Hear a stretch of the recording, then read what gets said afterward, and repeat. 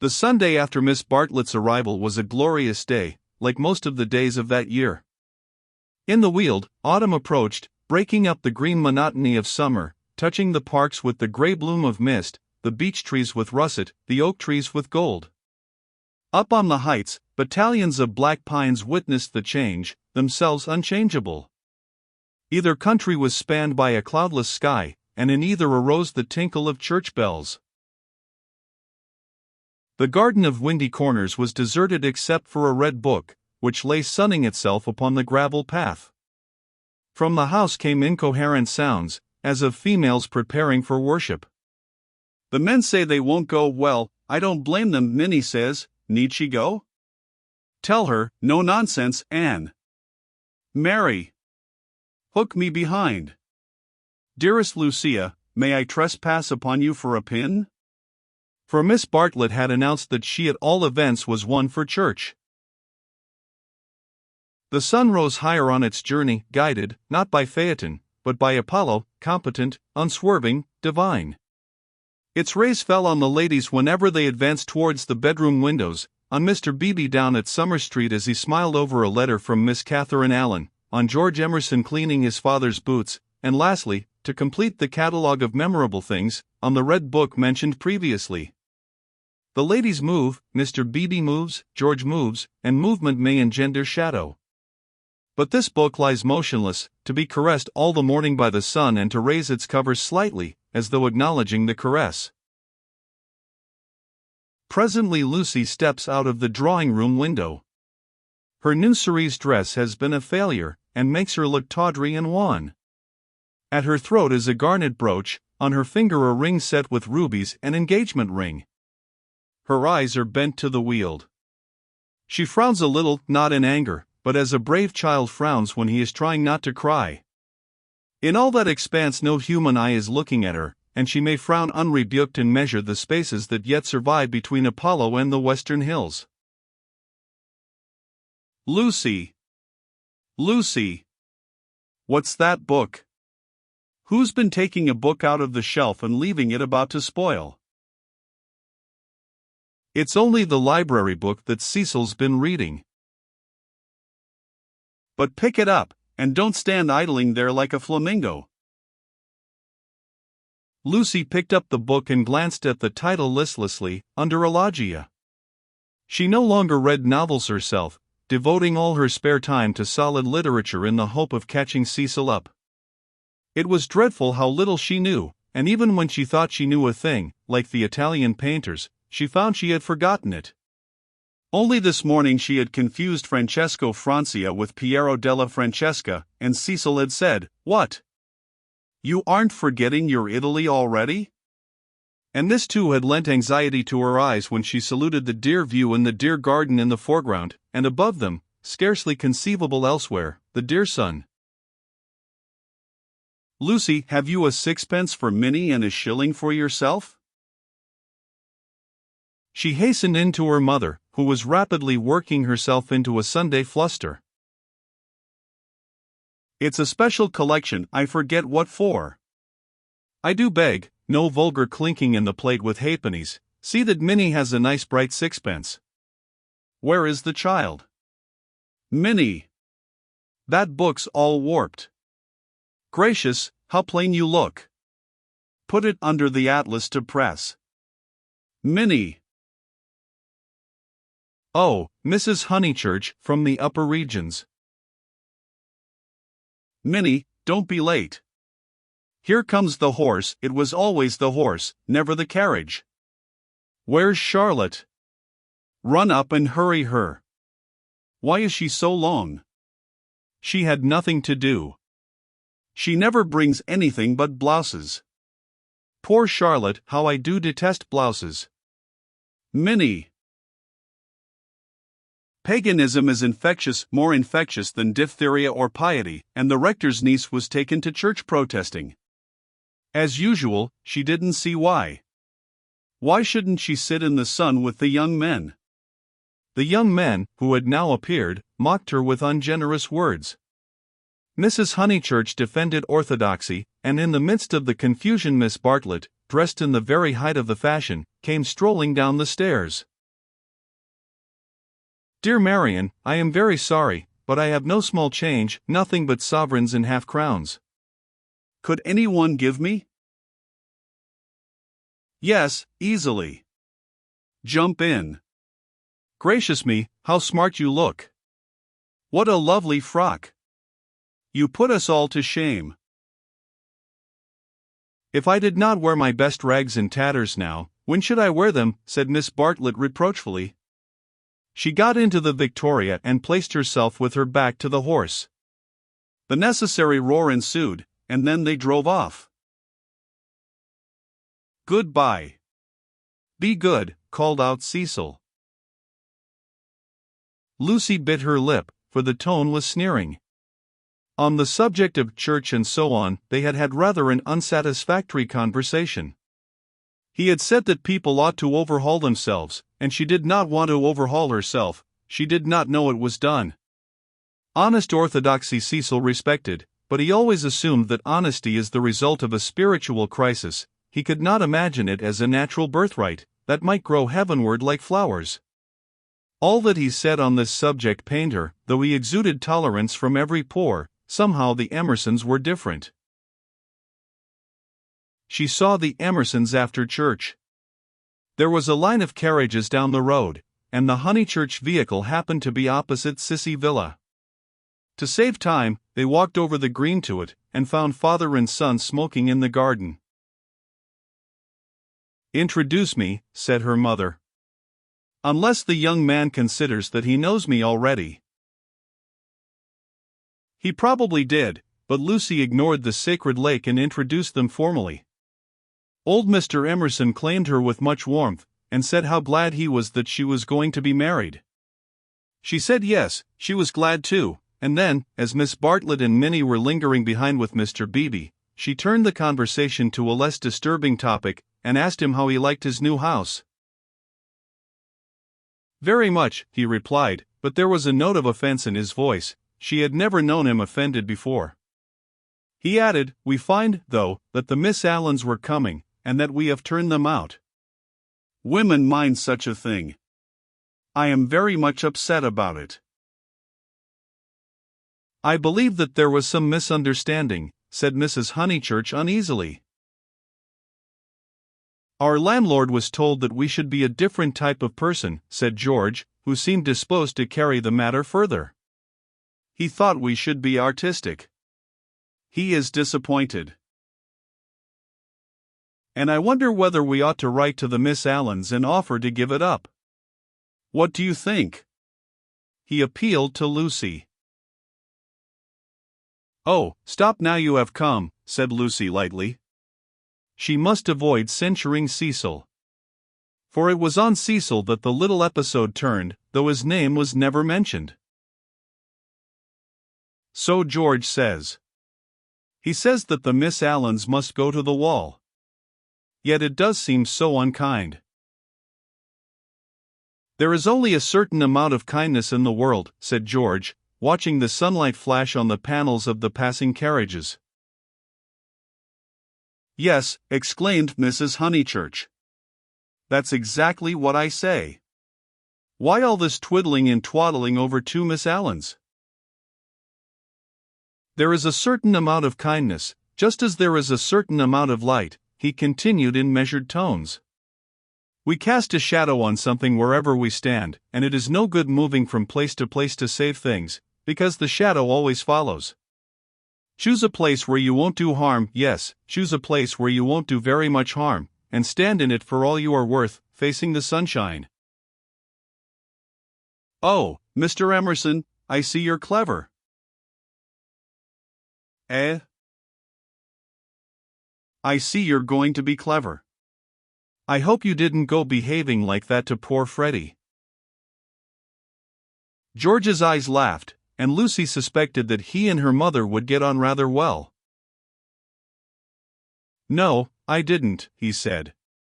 He behaved that way to me. It is his philosophy.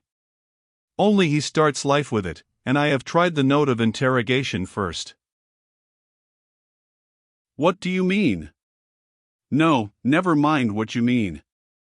Don't explain. He looks forward to seeing you this afternoon. Do you play tennis? Do you mind tennis on Sunday? George mind tennis on Sunday. George, after his education, distinguished between Sunday. Very well, George doesn't mind tennis on Sunday. No more do I. That's settled. Mr. Emerson, if you could come with your son, we should be so pleased. He thanked her, but the walk sounded rather far. He could only potter about in these days. She turned to George, and then he wants to give up his house to the Miss Allens. I know, said George, and put his arm round his father's neck.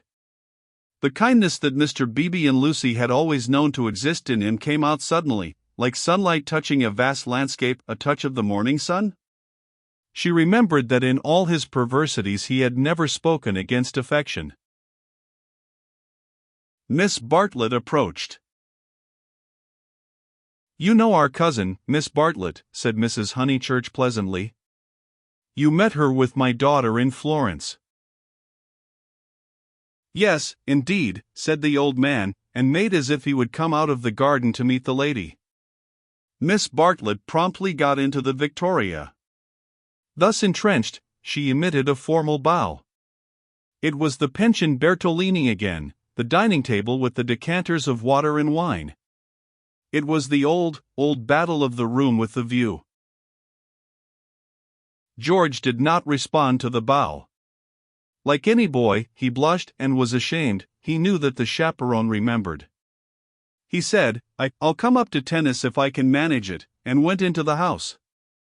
Perhaps anything that he did would have pleased Lucy, but his awkwardness went straight to her heart. Men were not gods after all, but as human and as clumsy as girls. Even men might suffer from unexplained desires, and need help. To one of her upbringing, and of her destination, the weakness of men was a truth unfamiliar, but she had surmised it at Florence, when George threw her photographs into the River Arno. George, don't go, cried his father, who thought it a great treat for people if his son would talk to them. George has been in such good spirits today, and I am sure he will end by coming up this afternoon. Lucy caught her cousin's eye. Something in its mute appeal made her reckless. Yes, she said, raising her voice, I do hope he will. Then she went to the carriage and murmured, the old man hasn't been told. I knew it was all right. Mrs. Honeychurch followed her, and they drove away. Satisfactory that Mr. Emerson had not been told of the Florence escapade, yet Lucy's spirits should not have leapt up as if she had sighted the ramparts of heaven. Satisfactory, yet surely she greeted it with disproportionate joy. All the way home the horse's hoofs sang a tune to her, he has not told, he has not told. Her brain expanded the melody, he has not told his father, to whom he tells all things. It was not an exploit.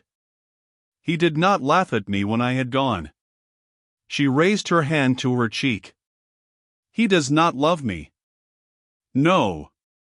How terrible if he did. But he has not told. He will not tell. She longed to shout the words, it is all right. It's a secret between us two forever. Cecil will never hear. She was even glad that Miss Bartlett had made her promise secrecy, that last dark evening at Florence, when they had knelt packing in his room. The secret, big or little, was guarded. Only 3 English people knew of it in the world. Thus she interpreted her joy. She greeted Cecil with unusual radiance, because she felt so safe. As he helped her out of the carriage, she said, "The Emersons have been so nice. George Emerson has improved enormously." "How are my protégés?" asked Cecil, who took no real interest in them, and had long since forgotten his resolution to bring them to Windy Corner for educational purposes. "Protégés," she exclaimed with some warmth. For the only relationship which Cecil conceived was feudal, that of protector and protected. He had no glimpse of the comradeship after which the girls solely yearned. You shall see for yourself how your protégés are. George Emerson is coming up this afternoon. He is a most interesting man to talk to. Only don't, she nearly said, don't protect him. But the bell was ringing for lunch, and, as often happened, Cecil had paid no great attention to her remarks. Charm, not argument, was to be her forte. Lunch was a cheerful meal. Generally Lucy was depressed at meals. Someone had to be soothed, either Cecil or Miss Bartlett, or a being not visible to the mortal eye, a being who whispered to her soul, "It will not last, this cheerfulness. In January you must go to London to entertain the grandchildren of celebrated men." But today she felt she had received a guarantee. Her mother would always sit there, her brother here. The sun, though it had moved a little since the morning, would never be hidden behind the western hills. After luncheon they asked her to play. She had seen Gluck's Armide that year, and played from memory the music of the Enchanted Garden, the music to which Renaud approaches, beneath the light of an eternal dawn, the music that never gains, never wanes, but ripples forever like the tideless seas of fairyland. Such music is not for the piano, and her audience began to get restive, and Cecil, sharing the discontent, called out, "Now play us the other garden, the one in Parsifal." She closed the instrument. "Not very dutiful," said her mother's voice. Fearing that she had offended Cecil, she turned quickly round. There George was. He had crept in without interrupting her. "Oh, I had no idea," she exclaimed, getting very red, and then, without a word of greeting, she reopened the piano. Cecil should have the Parsifal, and anything else that he liked. "Our performer has changed her mind," said Miss Bartlett, perhaps implying, "she will play the music to Mr. Emerson." Lucy did not know what to do nor even what she wanted to do. She played a few bars of the Flower Maiden's song very badly and then she stopped. "I vote tennis," said Freddie, disgusted at the scrappy entertainment. "Yes, so do I." Once more she closed the unfortunate piano. "I vote you have amends for." "All right." "Not for me, thank you," said Cecil. "I will not spoil the set." He never realized that it may be an act of kindness in a bad player to make up a fourth. "Oh, come along, Cecil. I'm bad, Floyd's rotten, and so I dare say's Emerson." George corrected him, "I am not bad." One looked down one's nose at this. "Then certainly I won't play," said Cecil, while Miss Bartlett, under the impression that she was snubbing George, added, "I agree with you, Mr. Vyse. You had much better not play." "Much better not." Minnie, rushing in where Cecil feared to tread, announced that she would play. "I shall miss every ball anyway, so what does it matter?" But Sunday intervened and stamped heavily upon the kindly suggestion. "Then it will have to be Lucy," said Mrs. Honeychurch. "You must fall back on Lucy. There is no other way out of it. Lucy, go and change your frock." Lucy's Sabbath was generally of this amphibious nature. She kept it without hypocrisy in the morning, and broke it without reluctance in the afternoon. As she changed her frock, she wondered whether Cecil was sneering at her. Really, she must overhaul herself and settle everything up before she married him. Mr. Floyd was her partner. She liked music, but how much better tennis seemed. How much better to run about in comfortable clothes than to sit at the piano and feel girt under the arms. Once more music appeared to her the employment of a child. George served, and surprised her by his anxiety to win. She remembered how he had sighed among the tombs at Santa Croce because things wouldn't fit, how after the death of that obscure Italian he had leant over the parapet by the Arno and said to her, "I shall want to live, I tell you." He wanted to live now, to win at tennis, to stand for all he was worth in the sun which had begun to decline and was shining in her eyes, and he did win. Ah, how beautiful the Weald looked! The hills stood out above its radiance, as Fiesole stands above the Tuscan plain, and the South Downs, if one chose, were the mountains of Carrara. She might be forgetting her Italy, but she was noticing more things in her England. One could play a new game with the view, and try to find in its innumerable folds some town or village that would do for Florence. Ah, how beautiful the Weald looked! But now Cecil claimed her. He chanced to be in a lucid critical mood, and would not sympathize with exaltation. He had been rather a nuisance all through the tennis, for the novel that he was reading was so bad that he was obliged to read it aloud to others. He would stroll round the precincts of the court and call out, "I say, listen to this, Lucy." 3 split infinitives. "Dreadful," said Lucy, and missed her stroke. When they had finished their set, he still went on reading. There was some murder scene, and really everyone must listen to it. Freddie and Mr. Floyd were obliged to hunt for a lost ball in the laurels, but the other two acquiesced. The scene is laid in Florence. What fun, Cecil! Read away. Come, Mr. Emerson, sit down after all your energy.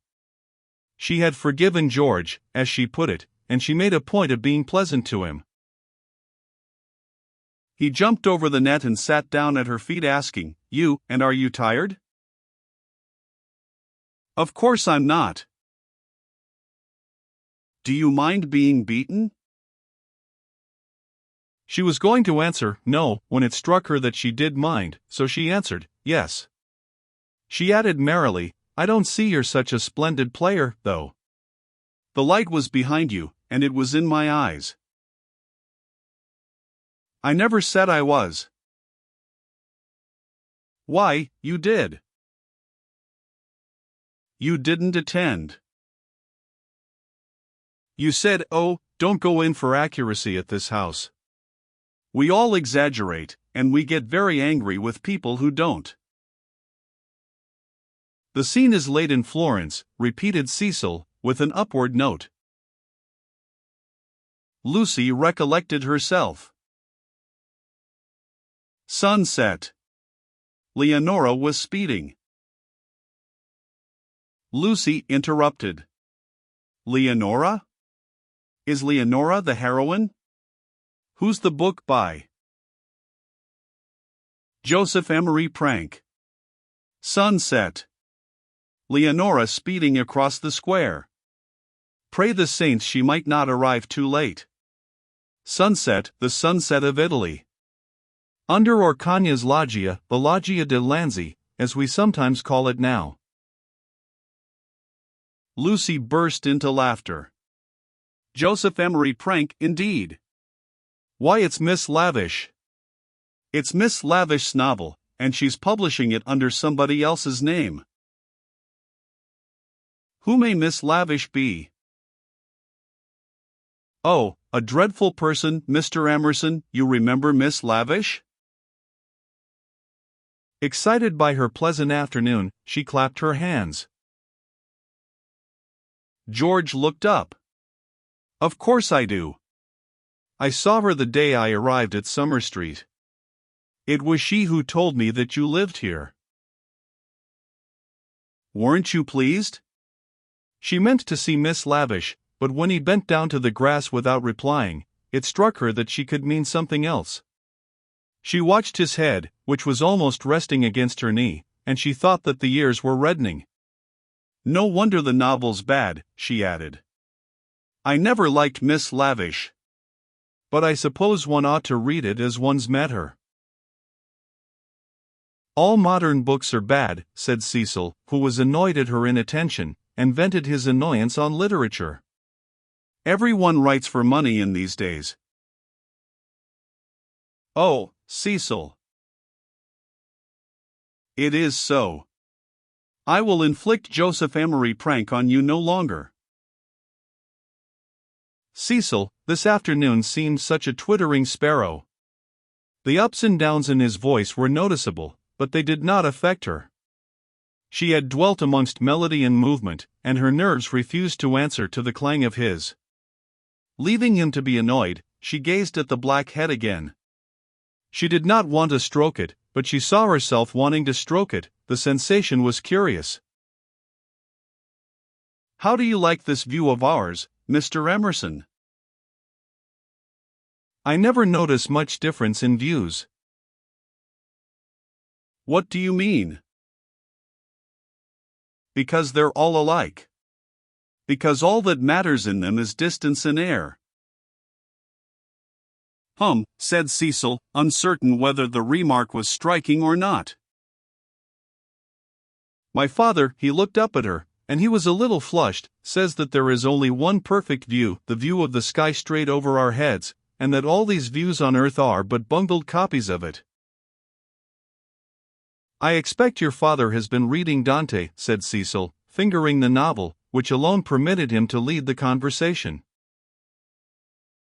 "He told us another day that views are really crowds of trees and houses and hills, and are bound to resemble each other, like human crowds, and that the power they have over us is sometimes supernatural, for the same reason."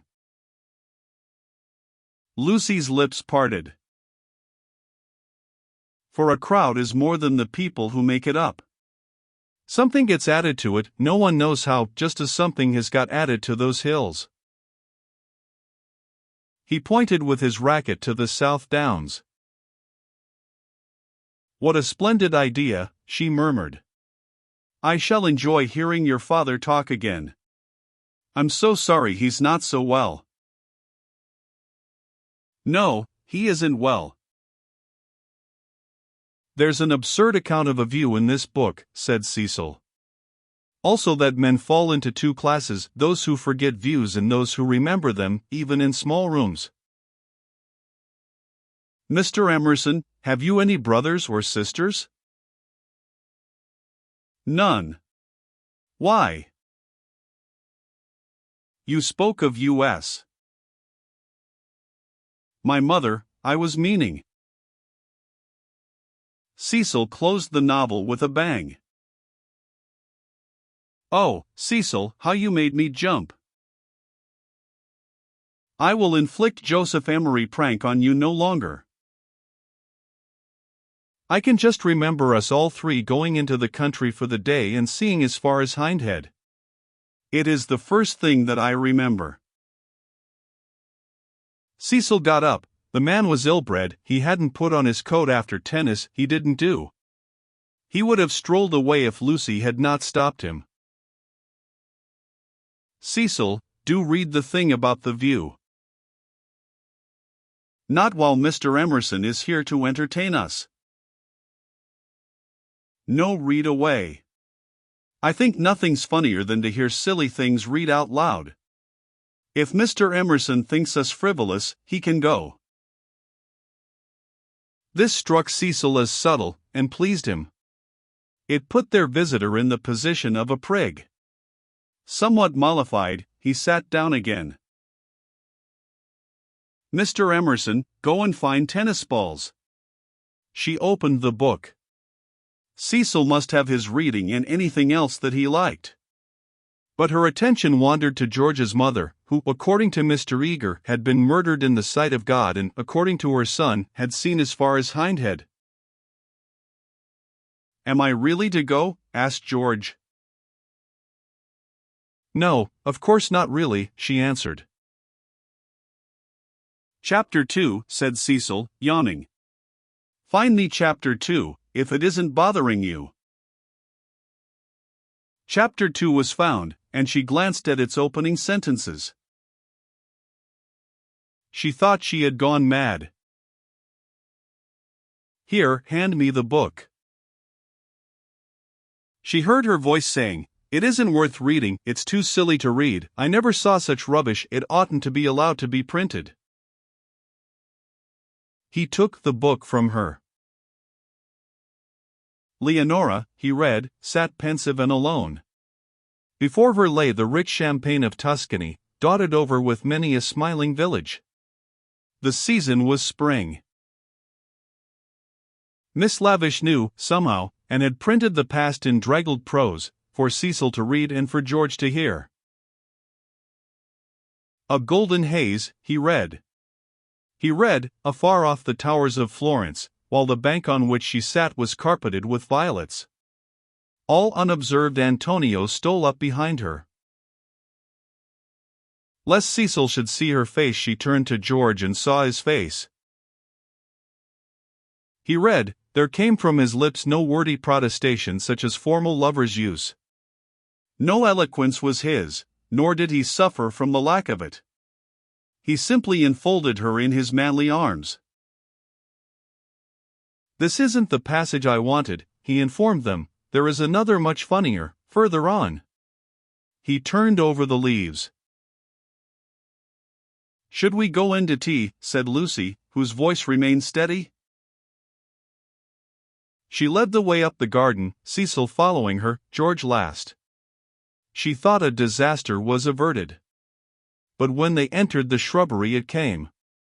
The book, as if it had not worked mischief enough, had been forgotten, and Cecil must go back for it, and George, who loved passionately, must blunder against her in the narrow path. "No," she gasped, and, for the second time, was kissed by him. As if no more was possible, he slipped back. Cecil rejoined her. They reached the upper lawn alone.